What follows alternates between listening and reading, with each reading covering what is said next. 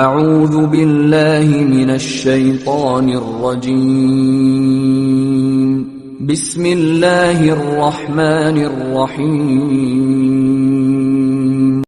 وَلْتَكُن مِّنكُمْ أُمَّةٌ يَدْعُونَ إِلَى الْخَيْرِ وَيَأْمُرُونَ بِالْمَعْرُوفِ وَيَنْهَوْنَ عَنِ الْمُنكَرِ وَأُولَئِكَ هُمُ الْمُفْلِحُونَ.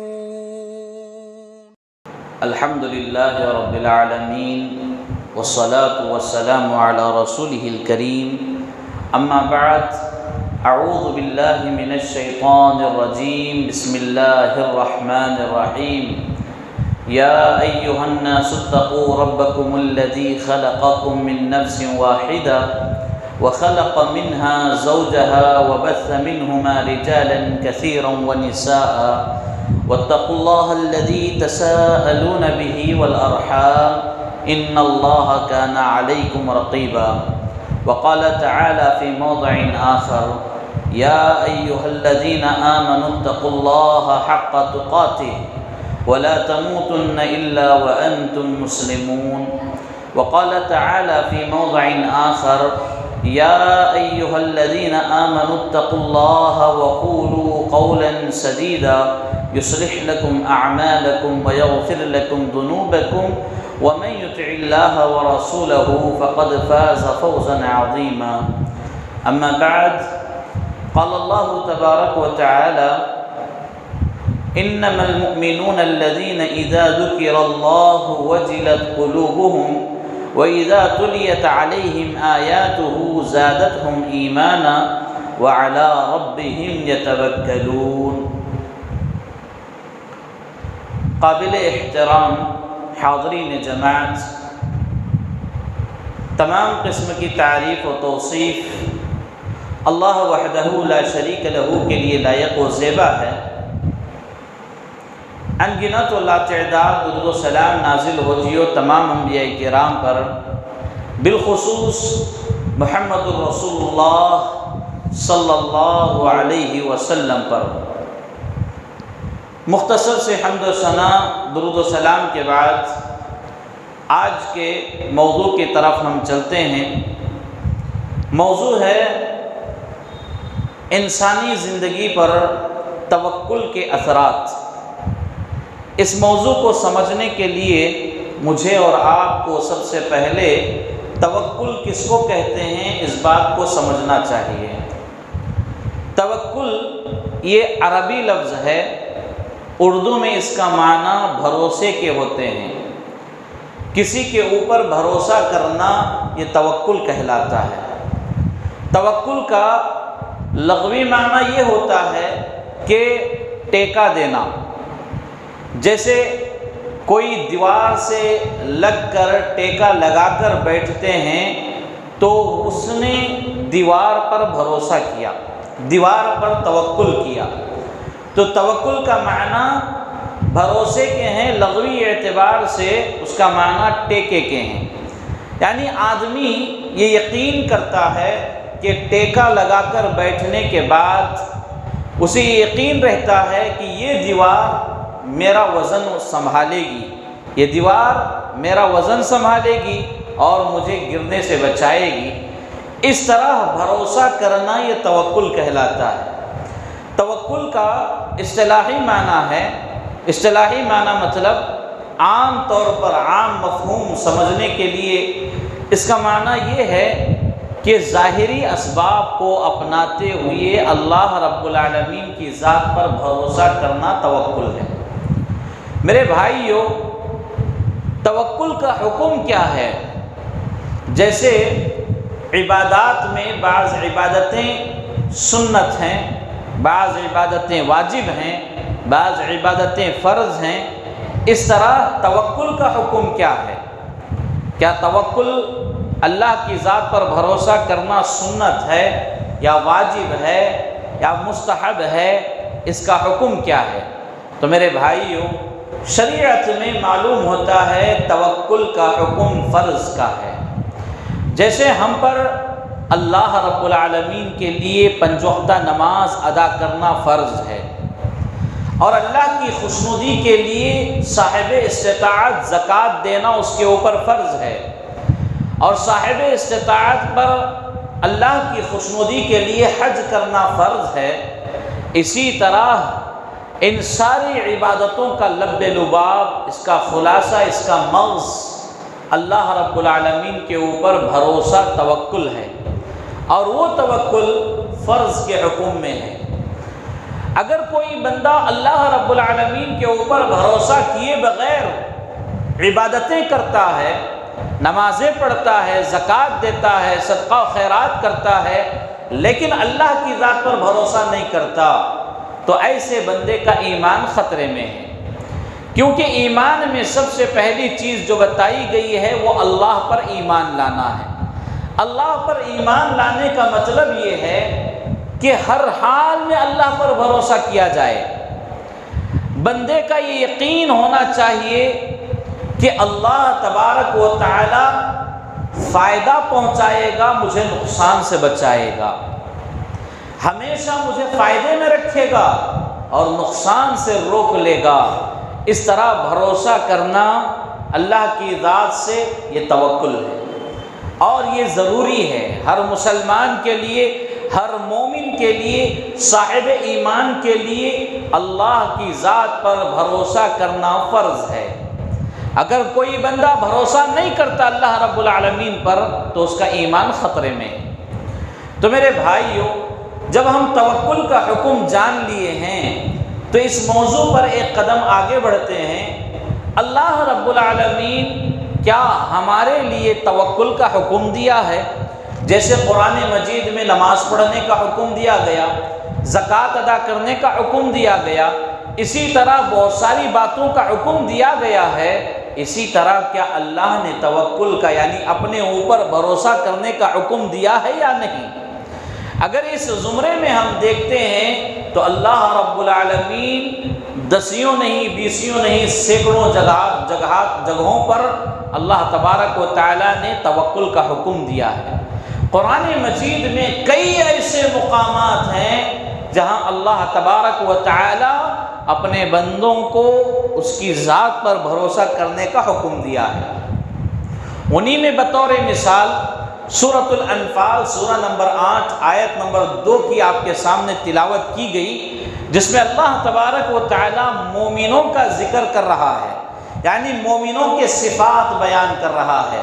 انما المؤمنون الذين اذا ذكر الله وجلت قلوبهم واذا تليت عليهم آياته زادتهم ایمانا وعلى ربهم يتوکلون۔ اللہ تبارک و تعالیٰ مومنوں کی صفات بیان کرتے ہوئے فرمایا کہ مومن بندے وہ ہوتے ہیں جب ان کے پاس اللہ کا ذکر کیا جائے تو ان کے دل لرز جاتے ہیں، ان کے دل ڈر محسوس کرتے ہیں۔ اللہ کا جب بھی ان کے سامنے ذکر کیا جائے تو ان کے دلوں میں ایک قسم کا خوف پیدا ہوتا ہے۔ وَإِذَا تُلِيَتْ عَلَيْهِمْ آيَاتُهُ زَادَتْهُمْ ایمانا، جب اللہ رب العالمین کی آیتیں ان کے سامنے پڑھ کر سنائی جاتی ہیں تو اس کے ذریعے ان کے ایمان میں زیادتی ہوتی ہے۔ سبحان اللہ۔ میرے بھائیو، اس کا ایک مطلب یہ ہے ایمان میں کمی اور زیادتی ہوتی رہتی ہے۔ ایک طبقے کا کہنا یہ ہے کہ ایمان میں زیادتی نہیں ہوتی، کمی نہیں ہوتی، وہ ایمان ایسے ہی رہتا ہے، ایمان میں نہ زیادتی ہوتی ہے نہ کمی ہوتی ہے۔ ایک طبقہ کہتا ہے ایمان میں کمی ہوتی ہے اور ایمان میں زیادتی بھی ہوتی ہے۔ تو یہ دوسرا طبقہ جو ہے محدثین اکرام کا، جو کہ منہج سلف کا یہ طبقہ ہے، جو کہتا ہے کہ ایمان میں زیادتی بھی ہوتی ہے، کمی بھی ہوتی ہے۔ جب بندہ گناہوں کی طرف آگے بڑھتا ہے تو اس کے ایمان میں کمی آ جاتی ہے، اور بندہ نیکیوں کی طرف آگے بڑھتا ہے تو اس کے ایمان میں زیادتی ہوتی ہے۔ اور بالخصوص قرآن مجید کی جب تلاوت کرتا ہے، قرآن کی آیتوں کی تلاوت کرتا ہے تو اس کے ایمان میں اضافہ ہو جاتا ہے۔ جیسا کہ امام بخاری رحمہ اللہ نے اس کے اوپر کئی حدیثیں صحیح بخاری میں لائے ہیں، اور اسی طرح امام بخاری رحمہ اللہ کا بھی یہی منہج ہے کہ الایمان یزید و ینقص، یعنی ایمان میں کمی اور زیادتی ہوتی رہتی ہے۔ تو میرے بھائیوں، اس آیت میں مومنوں کی جو دوسری صفت بتائی گئی وہ یہ ہے وَإِذَا تُلِيَتْ عَلَيْهِمْ آيَاتُهُ زَادَتْهُمْ ایمانا، یعنی جب بھی اللہ کی آیتیں ان کے سامنے پڑھ کر سنائی جاتی ہیں تو ان کے ایمان میں اضافہ ہوتا ہے، زیادتی ہوتی ہے۔ اس سے مجھے اور آپ کو ایک بات یہ معلوم ہو رہی ہے کہ اپنے ایمان کی حفاظت اگر کرنا ہے، ایمان میں اگر زیادتی کرنا ہے، ایمان میں بڑھوتری لانا ہے تو قرآن کی تلاوت کرنا چاہیے، قرآن کی تلاوت سننا چاہیے، قرآن کو پڑھنا چاہیے، قرآن پر عمل کرنا چاہیے۔ اور اس آیت کریمہ میں اللہ تبارک و تعالی مومنوں کی تیسری صفت بیان کرتے ہوئے فرمایا وَعَلَىٰ رَبِّهِمْ يَتَوَكَّلُونَ، یہ جملہ ہمارے موضوع سے تعلق رکھنے والا ہے۔ یعنی مومنوں کو چاہیے، یعنی مومن لوگ اللہ رب العالمین پر بھروسہ کرتے ہیں، کسی ذات پر ان کا توکل ہے تو وہ اللہ رب العالمین کی ذات۔ تو اس آیت کریمہ میں 3 صفات اللہ تبارک و تعالیٰ نے مومنوں کی بیان کی ہے۔ اس میں ایک صفت یہ ہے جب اللہ کا ذکر کیا جائے تو ان کے دل خوف محسوس کرتے ہیں، ڈر محسوس کرتے ہیں، ان کے دلوں میں خوف طاری ہو جاتا ہے۔ اور دوسری صفت جب ان کے سامنے اللہ کی آیتیں پڑھ کر سنائی جائیں تو ان کے ایمان میں اضافہ ہوتا ہے۔ تیسری صفت مومن اللہ رب العالمین کی ذات پر، اللہ رب العالمین کے اوپر ہی بھروسہ کرتا ہے۔ تو قرآن مجید میں اللہ تبارک و تعالیٰ نے توکل اللہ رب العالمین کے ساتھ کرنے کا حکم دیا ہے۔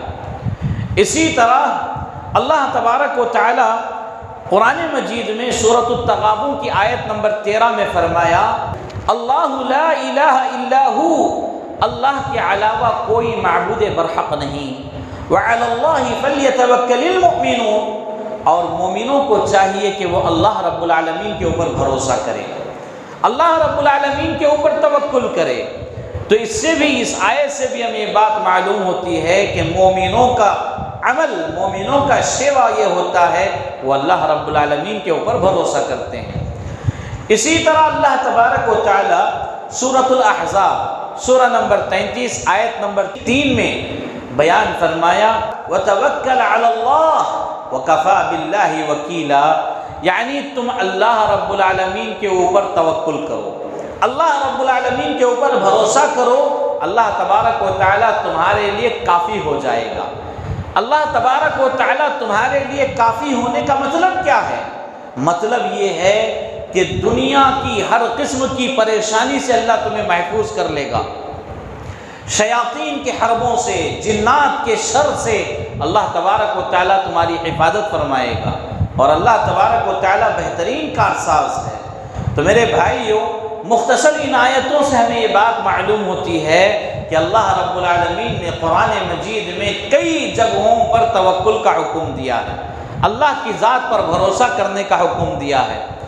اب اس موضوع کا ایک اور ہم قدم آگے بڑھائیں گے تو ہمیں احادیث کی روشنی میں دیکھنا چاہیے کہ کیا پیارے رسول صلی اللہ علیہ وسلم توکل کا حکم دیے ہیں، اللہ کی ذات پر بھروسہ کرنے کا حکم دیے ہیں، اور آپ خود کس پر بھروسہ کیا کرتے تھے؟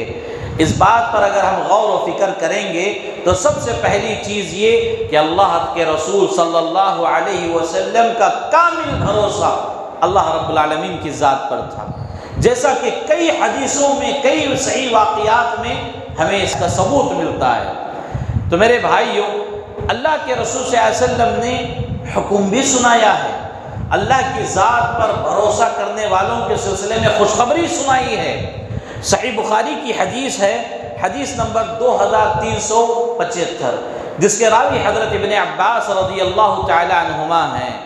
عن ابن عباس رضی اللہ تعالی عنہ قال ان رسول اللہ صلی اللہ علیہ وسلم قال يدخلون الجنة من امتی 70,000 بغیر حساب۔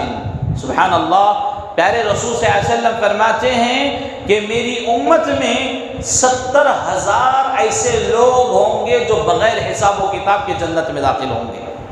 میرے امت کے 70,000 ایسے لوگ ہیں جو بغیر حساب و کتاب کے جنت میں داخل ہوں گے۔ وہ کون لوگ ہیں؟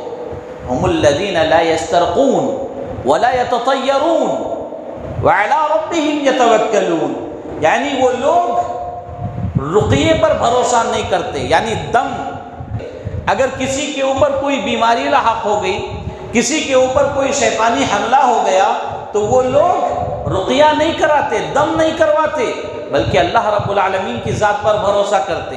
ولا یتطیرون، اور نہ ہی وہ کسی سے بدشگونی لیتے، بدفعلی لیتے۔ جیسے زمانے جاہلیت میں لوگ ایک عمل کیا کرتے تھے، یعنی کوئی کام کرنے کے لیے نکلتے تو پہلے وہ بدشگونی لیتے تھے، یعنی پرندوں کے ذریعے، تیر کے ذریعے بدشگونی لیا کرتے تھے۔ جیسے مثال بتائی گئی ہے، کسی کام کے کرنے کے لیے جا رہے ہیں تو وہ پرندہ اڑاتے تھے، اگر وہ پرندہ دائیں طرف جاتا تو وہ اس کام میں خیر و برکت سمجھتے تھے، اگر وہ پرندہ بائیں طرف چلا جاتا تو اس کام میں شر سمجھتے تھے۔ تو اس طرح پرندوں کے ذریعے وہ بدشگونی لیتے تھے۔ تو اللہ رب العالمین نے ایسے لوگوں کا یہاں ذکر نہیں کیا، بلکہ جو رقیہ پر، دم کرنے پر بھروسہ نہیں کرتے، بلکہ اللہ رب العالمین پر سیدھا بھروسہ کرتے ہیں۔ اگر کسی کو بخار آ گیا، وہ دم کرنے سے اس کی بخار انشاءاللہ اللہ کی اجازت سے وہ ختم ہو جاتی، لیکن وہ بندہ اللہ کی ذات پر بھروسہ کرتا ہے، بخار اللہ رب العالمین کی طرف سے مجھے آیا ہے اور اللہ رب العالمین ہی مجھے شفا دینے والا ہے، یہ سوچ کر اگر وہ اللہ کی ذات پر مضبوط بھروسہ کرتا ہے تو ایسا شخص اس بھروسے میں اگر وفات پا جائے تو بغیر حساب و کتاب جنت میں چلا جائے گا۔ سبحان اللہ، اللہ تعالیٰ مجھے اور آپ کو ان لوگوں میں سے بنائے، ان 70,000 لوگوں میں سے میرا اور آپ کا شمار فرمائے، آمین۔ میرے بھائیوں، ایک اور حدیث ملتی ہے، اللہ کے ذات پر، اللہ کے اوپر بھروسہ کرنے کا فائدہ کیا ہے۔ انسانی زندگی پر کچھ اثرات ہوتے ہیں، یعنی اللہ کے اوپر بھروسہ کرنے سے کچھ اچھے اثرات انسانی زندگی پر پیش آتے ہیں اور کچھ اچھے فائدے ہوتے ہیں۔ اللہ کے اوپر بھروسہ نہ کرنے سے کچھ خراب اثرات انسان کی زندگی پر آتے ہیں۔ پہلے اچھے اثرات کو ہم دیکھیں گے۔ ایک روایت ملتی ہے، سنن ترمذی کی روایت ہے، حدیث نمبر 2344، جس کے راوی عمر بن خطاب رضی اللہ تعالی عنہ، عن عمر بن الخطاب رضی اللہ تعالی عنہ قال سمعت رسول اللہ صلی اللہ علیہ وسلم يقول لو انکم تتوکلون علی اللہ حق توکلہ لرزقکم کما یرزق الطیر تغدو خماسا وتروح بطانا۔ یہ بڑی جامع اور پیاری حدیث ہے میرے بھائیوں۔ عمر بن خطاب رضی اللہ تعالیٰ عنہ فرماتے ہیں، میں نے اللہ کے رسول صلی اللہ علیہ وسلم کو فرماتے ہوئے سنا، تم میں سے کوئی اللہ کے اوپر اس طرح بھروسہ کرتا ہے جس طرح بھروسہ کرنے کا حق ہے، تو اللہ تبارک و تعالیٰ انہیں پرندوں کو جس طرح رزق دیتا ہے اس طرح انہیں رزق دیتا ہے۔ کیا مطلب ہے؟ پرندوں کو جس طرح رزق عطا کرتا ہے، اسی طرح اللہ پر بھروسہ کرنے والوں کو اللہ تعالیٰ رزق فراہم کرتا ہے۔ اس کا مطلب آگے حدیث میں بیان کیا گیا، تغدو خماسا وتروح بطانا، صبح سویرے پرندے اپنے گھونسلوں سے خالی پیٹ نکلتے ہیں، لیکن جب گھر واپس آتے ہیں شام نے تو شکم سیر ہو کر بھرے پیٹ واپس آتے ہیں۔ اللہ تعالیٰ ان کی روزی روٹی کا کیسے انتظام کیا پرندوں کو خود نہیں معلوم۔ ٹھیک اسی طرح جو انسان اللہ کے اوپر بھروسہ کرتا ہے اس کی زندگی پر سب سے بڑا فائدہ اور سب سے بہترین اثر یہ ہوتا ہے کہ اس کے رزق میں برکت آتی ہے، اس کی روزی روٹی میں برکت آتی ہے۔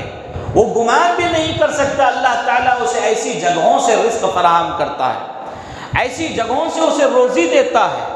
میرے بھائیوں، اللہ کی بے شمار مخلوقات ہیں، بے شمار مخلوقات ہیں، سمندری مخلوقات ہیں، بعض ایسے مخلوقات ہیں جو آسمان میں اڑنے والے، بعض ایسے مخلوقات ہیں جو زمین پر رینگتے ہوئے چلنے والے، اور ان ساری مخلوقات میں اشرف المخلوقات جو ہے، یعنی سب سے بہترین مخلوق انسان ہے۔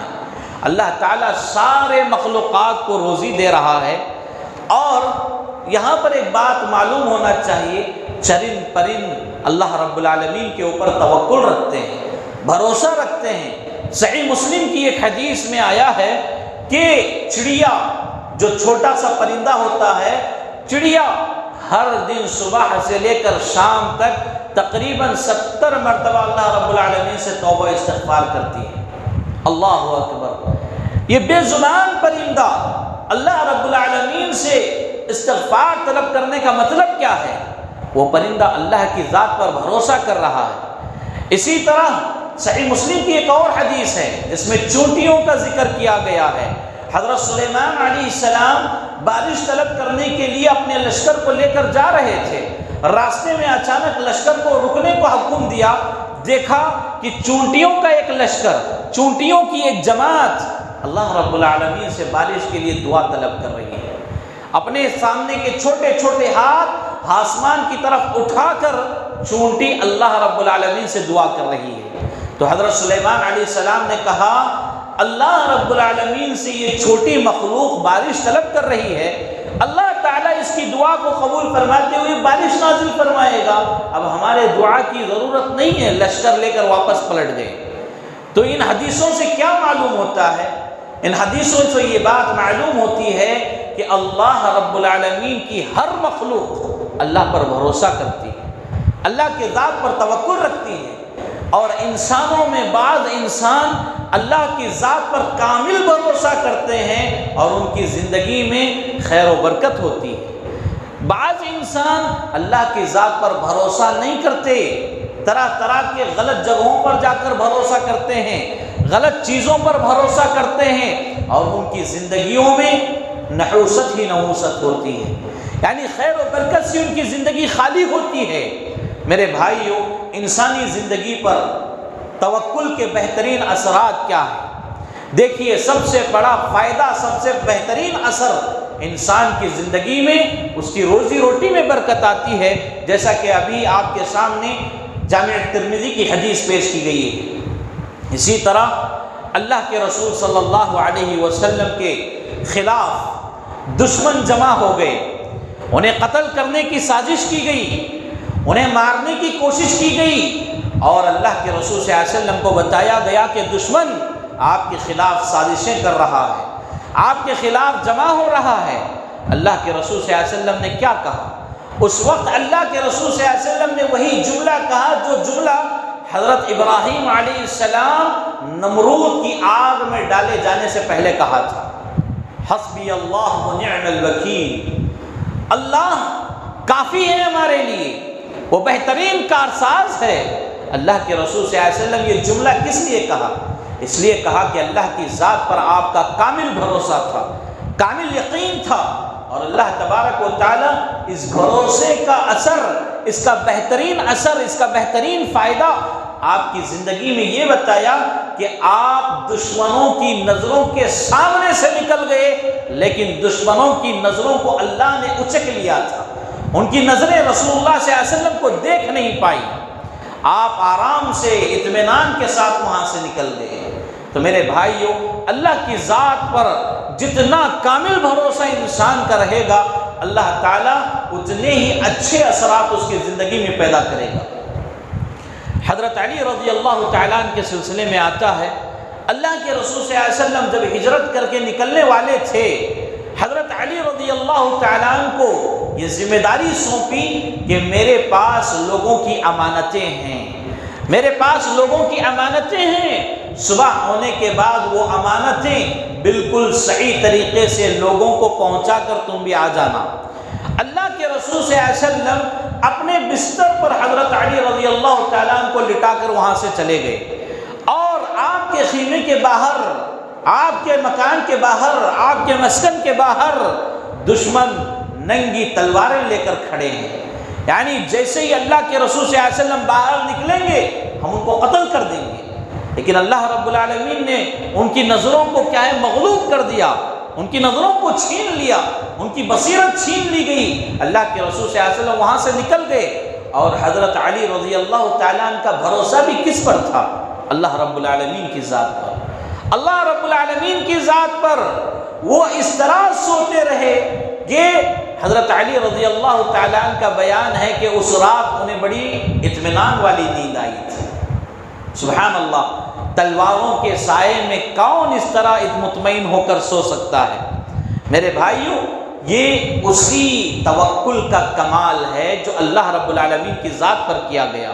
تو حضرت علی رضی اللہ تعالیٰ عنہ کی زندگی میں یہ بہترین اثر پایا گیا توکل کی وجہ سے۔ اس سے یہ بات معلوم ہوتی ہے کہ ہم اگر اللہ کے اوپر مکمل بھروسہ کریں گے، مکمل توکل کریں گے، اللہ تعالیٰ دشمنوں کے حربوں سے ہماری حفاظت فرمائے گا۔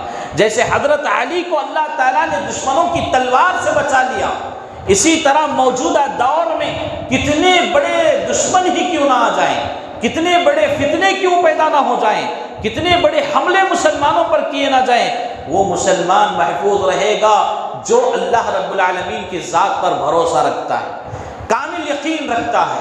جیسا کہ حضرت علی رضی اللہ تعالیٰ عنہ کے اس واقعے سے مجھے اور آپ کو معلوم ہو رہا ہے، اللہ کے رسول صلی اللہ علیہ وسلم ہجرت کا سفر طے کر رہے ہیں، حضرت ابو بکر صدیق رضی اللہ تعالیٰ عنہ آپ کے ساتھ ہیں، غار ثور میں پہنچے، دشمن آپ کا تعاقب کر رہا ہے، آپ کے پیچھے لگا ہوا ہے۔ اللہ کے رسول صلی اللہ علیہ وسلم غار ثور میں پہنچ گئے، حضرت ابو بکر صدیق رضی اللہ تعالیٰ عنہ پریشان حال ہیں، دشمن غار کے بالکل منہ کے قریب آ گیا، اس راستے کے قریب آ گیا جس راستے سے غار میں داخل ہوا جاتا ہے۔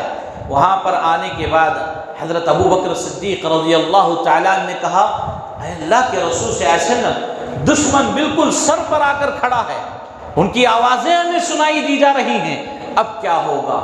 اب کیا ہوگا؟ اللہ کے رسول صلی اللہ علیہ وسلم نے فرمایا، لا تحزن ان اللہ معنا، اے ابو بکر غمزدہ ہونے کی ضرورت نہیں ہے، فکر مند ہونے کی ضرورت نہیں ہے، بے شک اللہ تبارک و تعالی ہمارے ساتھ ہے۔ کتنا بہترین اطمینان والا جملہ کس حال میں اللہ کے رسول صلی اللہ علیہ وسلم کہہ رہے ہیں، آپ تھوڑا اندازہ لگائیے۔ اللہ کے رسول صلی اللہ علیہ وسلم کا یہ بھروسہ آپ کی زندگی میں کیا اثر پیدا کیا؟ دشمن وہاں آئے بھی، پھر وہاں سے نکل بھی گئے، وہ انہیں پکڑ نہیں سکے اور اپنے مقصد میں کامیاب نہیں ہو سکے۔ اللہ تعالیٰ جو بندہ اللہ کی ذات پر بھروسہ کرتا ہے، کامل یقین رکھتا ہے، اس کے دشمنوں کو اللہ تعالیٰ ناکامی دیتا ہے، کامیابی نہیں دیتا۔ اگر میں میرے دشمنوں کو شکست دینا چاہتا ہوں، میں اپنے دشمنوں کو ناکام کرنا چاہتا ہوں، تو ایسی حالت میں میرے لیے ضروری ہے کہ میں اللہ کی ذات پر کامل بھروسہ کروں، کامل یقین کروں، تو اللہ تبارک و تعالیٰ انہیں خود بخود ان کے مقصد میں انہیں ناکام کر دیتا ہے۔ جیسے یہ لوگ اللہ کے رسول صلی اللہ علیہ وسلم کی تلاش میں غار ثور تک آئے اور وہاں اپنے مقصد میں ناکام ہو کر نکل گئے۔ تو میرے بھائیو، یہ انسان کی زندگی پر توکل کی وجہ سے بہترین اثرات، بہترین فائدے، یعنی انسان دشمنوں سے، جن و شیاطین سے محفوظ ہو سکتا ہے۔ ایک بڑی پیاری حدیث آتی ہے، اللہ کے رسول صلی اللہ علیہ وسلم فرماتے ہیں، جب کوئی بندہ اپنے گھر سے نکلتا ہے، دعا پڑھتا ہے، بسم اللہ توکلت علی اللہ لا حول ولا قوت الا باللہ۔ کتنی پیاری دعا ہے میرے بھائیو، بسم اللہ توکلت علی اللہ، اے اللہ میں تیرا نام لے کر نکل رہا ہوں، تیرے نام سے نکل رہا ہوں، توکلت علی اللہ، اور میں تجھ پر کامل بھروسہ رکھتے ہوئے نکل رہا ہوں۔ اللہ اکبر۔ اس کا فائدہ کیا ہے آپ جانتے ہیں؟ اللہ کے رسول صلی اللہ علیہ وسلم فرماتے ہیں، جب یہ بندہ گھر سے باہر یہ دعا پڑھ کر نکلتا ہے تو اس بندے کی اللہ تعالیٰ بازار میں رہنمائی کرتا ہے، اس کی تجارت میں رہنمائی کرتا ہے، اس کی بزنس میں رہنمائی کرتا ہے، اس کو نقصان سے بچاتا ہے، اس کو شیطان کے حملوں سے بچاتا ہے، اس کو ہر قسم کی بلا پریشانی سے اللہ بچا لیتا ہے۔ کیوں؟ اس لیے کہ اللہ کہتا ہے یہ بندہ میرے بھروسے پر بازار میں نکلا ہے، میرے بھروسے پر کاروبار کے لیے نکلا ہے، میرے بھروسے پر تجارت کے لیے نکلا ہے، تو میں اس کو کیوں ضائع کروں گا؟ تو میرے بھائیوں، یہ دعا ہم میں سے ہر کوئی پڑھ کر گھر سے باہر نکلنا چاہیے۔ اگر بازار میں کوئی نقصان ہمارے اوپر آنے والا ہے، اس دعا کی برکت سے اللہ تعالیٰ اس نقصان کو روک لے گا۔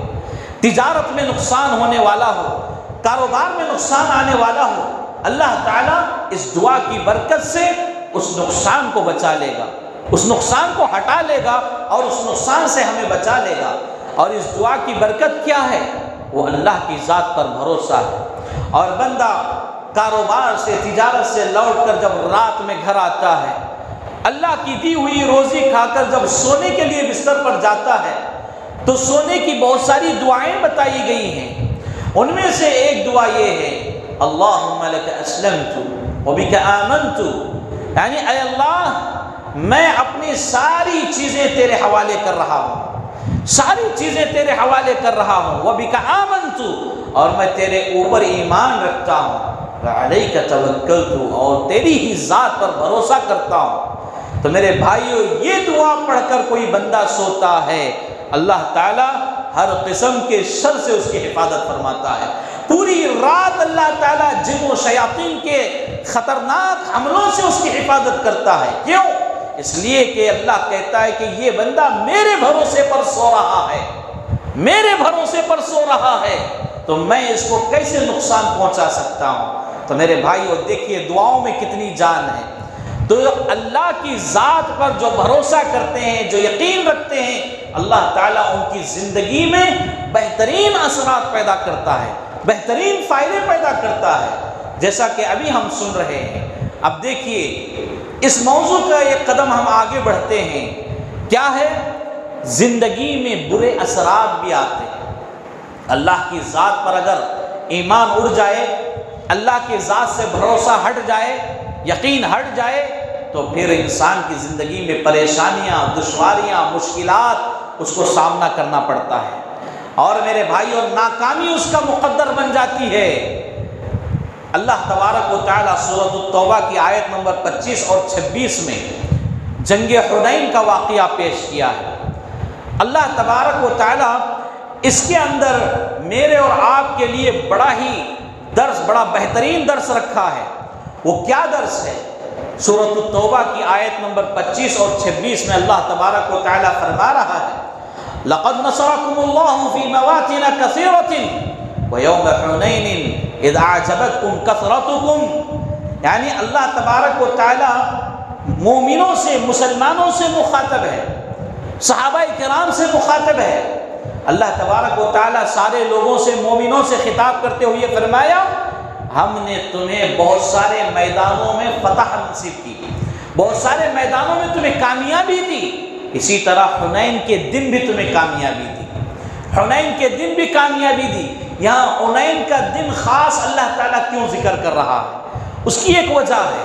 اس کی وجہ کیا ہے؟ آگے آیت میں اللہ تبارک و تعالیٰ بیان کیا، اذ اعجبتکم کثرتکم، یعنی تم اپنی زیادتی کے اوپر ناز کر رہے تھے، اپنی تعداد کے حساب سے تم زیادہ تھے، تو تمہارا بھروسہ، تمہارا یقین تمہارے تعداد کے اوپر آ گیا تھا۔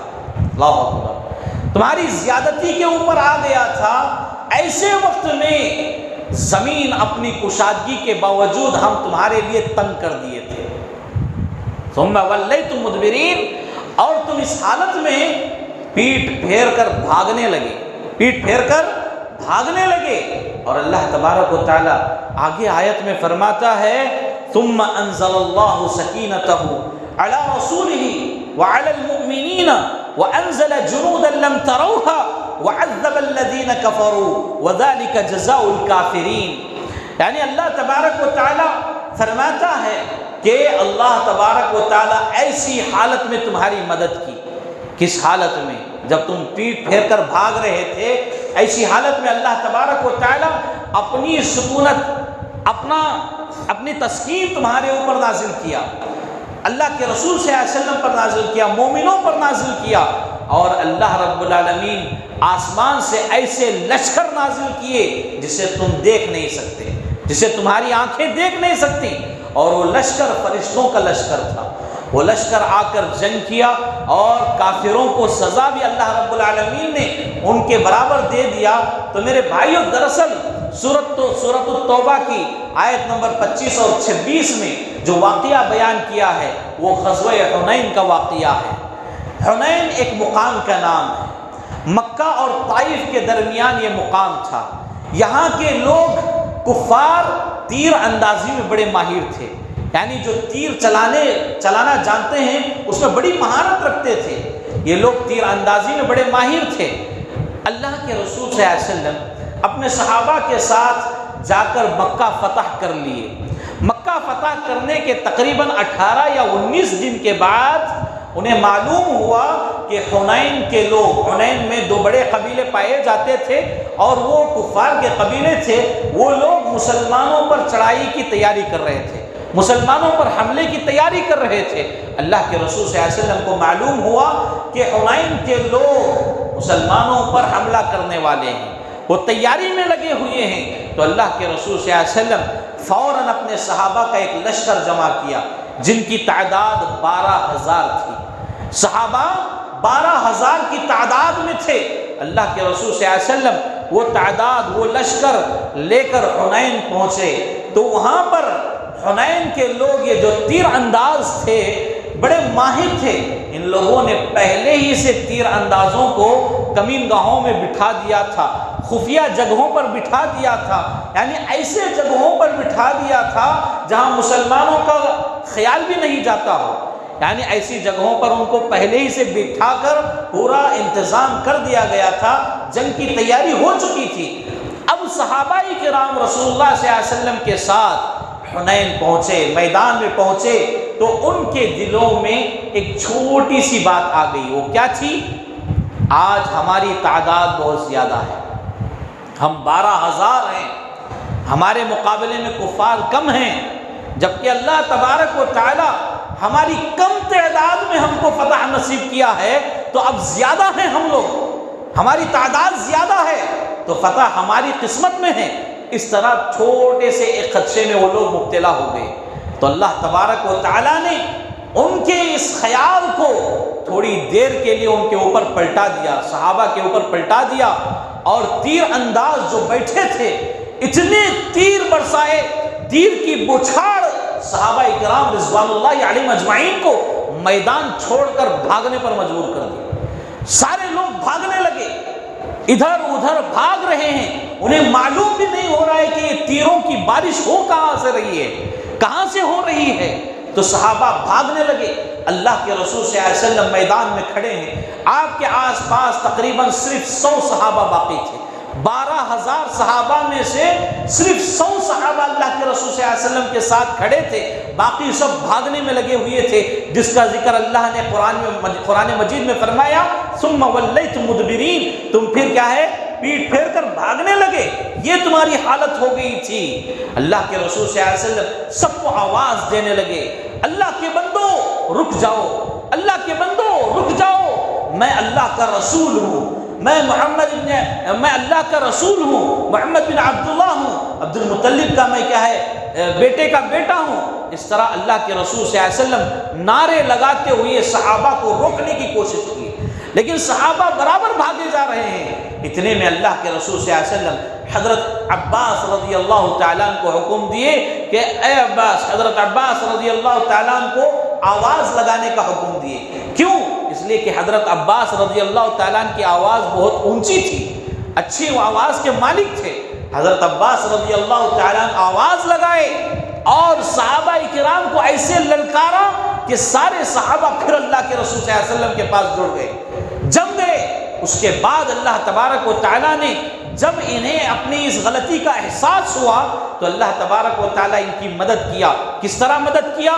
ثم انزل اللہ سکینتہ علی رسولہ وعلی المؤمنین، یعنی اللہ تبارک و تعالیٰ اپنی سکینت اللہ کے رسول پر اور مومنوں پر نازل فرمایا. وانزل جنودا لم تروها، یعنی اللہ تعالیٰ ایسے لشکر آسمان سے اتارے جس کو تمہاری نظریں نہیں دیکھ سکتی. یعنی فرشتوں کے لشکر آئے اور اس کے بعد اتنی بھیانک جنگ ہوئی، مسلمانوں کو اتنی بہترین کامیابی ملی. اس جنگ میں تقریباً 6,000 کافروں کو قیدی بنا کر لے کر آئے مسلمان. اتنی بہترین فتح نصیب ہوئی. تو میرے بھائیو، جنگ حنین کا یہ جو واقعہ ہے، اچانک ان کے اوپر تیروں کی بچھاڑ کیوں کی گئی؟ اس لیے کہ ان کے دل میں ایک چھوٹی سی بات آ گئی تھی، آج ہم تعداد میں زیادہ ہیں، آج ہم تعداد میں زیادہ ہیں، جب تعداد میں کم تھے، تعداد کم تھی، اللہ تعالیٰ ہمیں فتح دے رہا تھا، اب تعداد زیادہ ہے تو ہماری قسمت میں فتح لکھی ہوئی ہے باقاعدہ، تو اس وجہ سے اللہ تبارک و تعالیٰ ان کے خیال کو بدل دیا۔ تو ہمیں اس واقعے سے بات معلوم ہوتی ہے، انسانی زندگی میں اگر انسان اللہ کی ذات پر بھروسہ چھوڑ دے، تھوڑی دیر کے لیے بھی اگر کامل یقین نہ کرے، اللہ کی ذات پر وہ توکل نہ کرے، تو پھر دشمن کے حملے اس کے اوپر برسائے جائیں گے، دشمن کے حملے میں وہ آ جائے گا۔ اب دیکھیے انسانی زندگی پر توکل کے اچھے اثرات اور برے اثرات ہم جاننے کے بعد اپنے موجودہ دور کا ہم کچھ جائزہ لیتے ہیں۔ ہمارے مسلمانوں میں آج جو پریشانیاں، مصیبتیں، آفتیں، بلائیاں، جو دشواریاں ہمارے سروں پر منڈلا رہی ہیں، اس کی کیا وجہ ہے؟ اس کی وجہ یہ ہے کہ بعض لوگ سرے سے اللہ کو بھول گئے، سرے سے اللہ کی ذات پر بھروسہ کرنا چھوڑ دیے۔ ان کا بھروسہ کالے دھاگوں پر، ان کا بھروسہ ناریل کے کپڑوں پر، ناریلوں پر، ان کا بھروسہ بتیوں پر، ان کے بھروسہ خبروں پر، ان کا بھروسہ فلاں بابا پر، ان کا بھروسہ فلاں ولی پر، یعنی اللہ کو چھوڑ کر دوسروں پر جب مسلمان بھروسہ کرنے لگے، یعنی ان کا یہ یقین ہو گیا، یعنی امام ضامن کا تعویذ پہنیں گے تو ہمارے روزی روٹی میں برکت آئے گی، فلاں امام کا تعویذ پہنیں گے ہمیں بخار نہیں آئے گا، فلاں امام کا دھاگا پہنیں گے ہمارے بچے نہیں ڈریں گے، خوف محسوس نہیں کریں گے، اور گھروں میں بڑے بڑے ناریل بن کے لگاتے ہیں، نیمبو بن کے لگاتے ہیں، مرچی بن کے لگاتے ہیں، اور اسی طرح گھروں میں بتیاں سلگاتے ہیں، قبروں پر جاتے ہیں، چادریں چڑھاتے ہیں، سجدے کرتے ہیں، ایسے خرافاتی کام کرتے ہیں جو کام اللہ کے لیے بھی جائز نہیں، یہ کام ان کے لیے جائز ہو گئے۔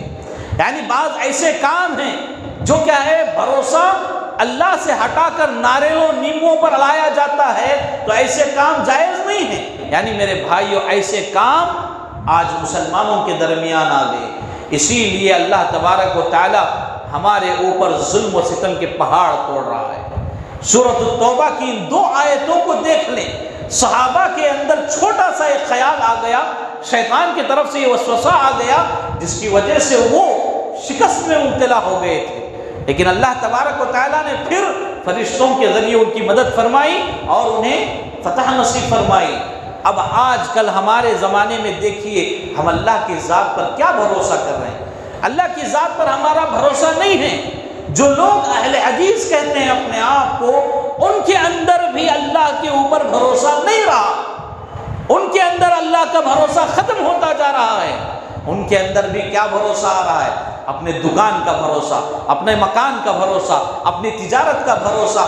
آج آدمی صبح اٹھ کر فجر نماز پڑھنے کے بعد بھی اللہ کی ذات پر بھروسہ نہیں کر پا رہا ہے، اور وہ اپنی محنت پر بھروسہ کرتا ہے، میں جاؤں گا، دکان کھولوں گا، محنت کروں گا تو مجھے روزی روٹی آئے گی۔ اس کا یہ یقین، اس کا یہ بھروسہ اللہ کی ذات پر نہیں ہے کہ اللہ مجھے روزی روٹی دینے والا ہے، چاہے وہ جیسے بھی ہو، اللہ تعالیٰ مجھے پہنچانے والا ہے۔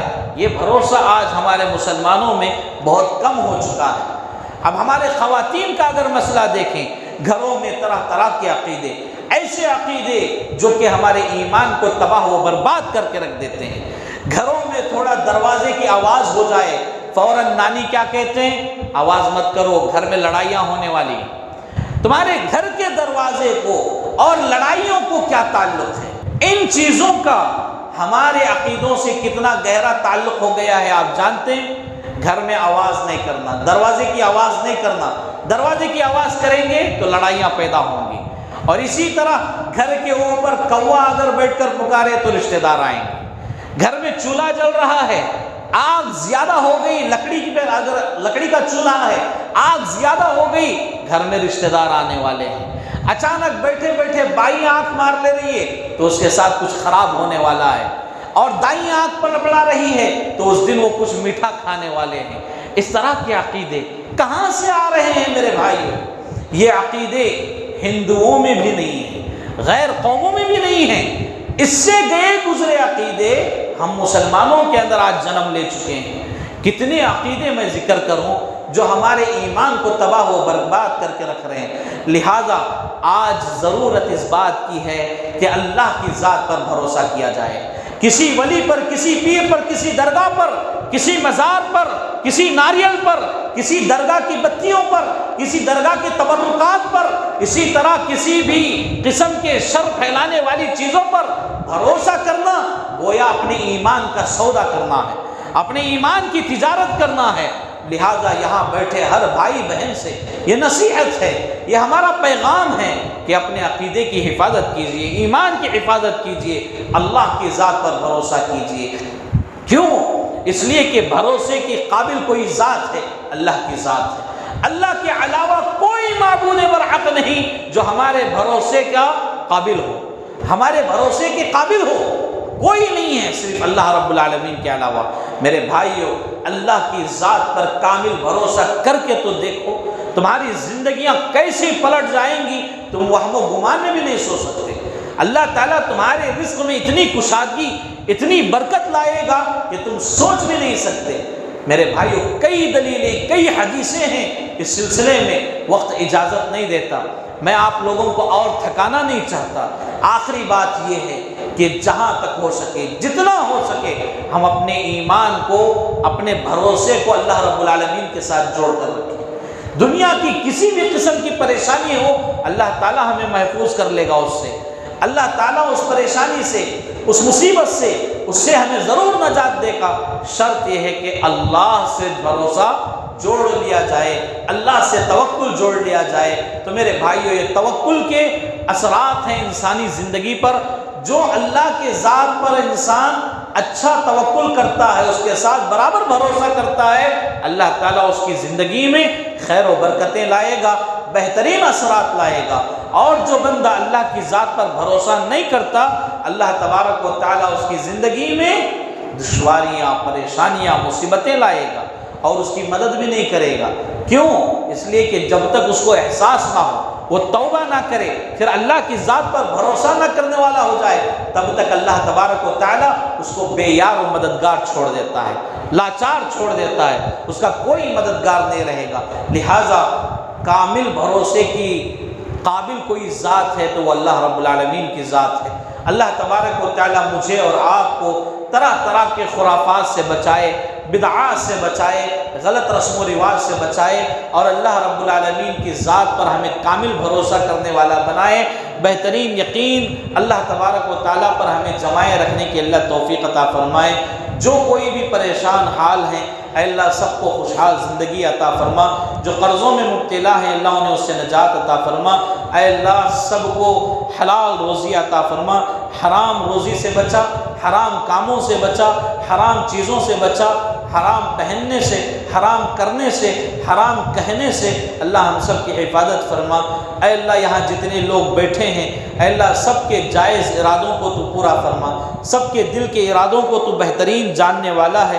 اے اللہ سب کے جائز ارادوں کو پورا فرما اور ہمارے بیٹھنے کو قبول فرما، اس کا بہترین بدلہ ہمیں نصیب فرما۔